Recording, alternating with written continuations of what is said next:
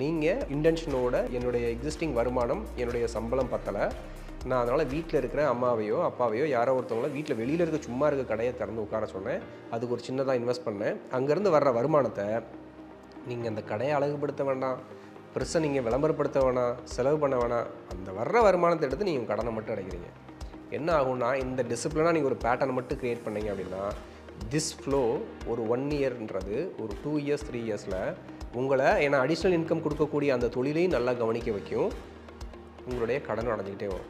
Maximum 3 வருஷம் கழிச்சு இந்த தொழில் 25,000 உங்களுக்கு மாதம் இன்கம் கொடுக்காது, 50,000 75,000 இன்கம் கொடுக்கும். ஏன்னா அங்கே ஒரு கமிட்டடான ரெவன்யூ வந்துக்கிட்டே இருக்குது. அந்த தொழில் உங்களுக்கு அடிஷ்னலாக இன்கம் கொடுக்கறதுனால நீங்கள் அந்த தொழிலையும் நல்லா கவனிப்பீங்க. நீங்கள் ஆல்ரெடி வேலைக்கு போய்கிட்டு இருக்கீங்க, அந்த சோர்ஸ் ஆஃப் இன்கமும் வந்துக்கிட்டு இருக்குது. இப்போது ஒன்றுக்கு உங்களுக்கு 2 சோர்ஸ் வந்துடுச்சு. கடனெல்லாம் நீங்கள் இப்போ அடைச்சிட்டிங்க.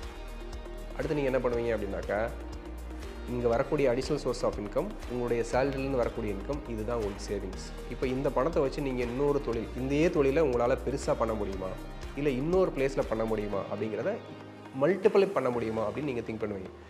எப்போ ஒரே ஒரு சிங்கிள் சோர்ஸ் ஆஃப் இன்கம், வெறும் சேலரியை மட்டும் நான் நம்பிட்டு உட்காந்துட்டே இருக்கேன் அப்படின்னா, என்னால் சீக்கிரமாக கடன் அடைக்க முடியாது.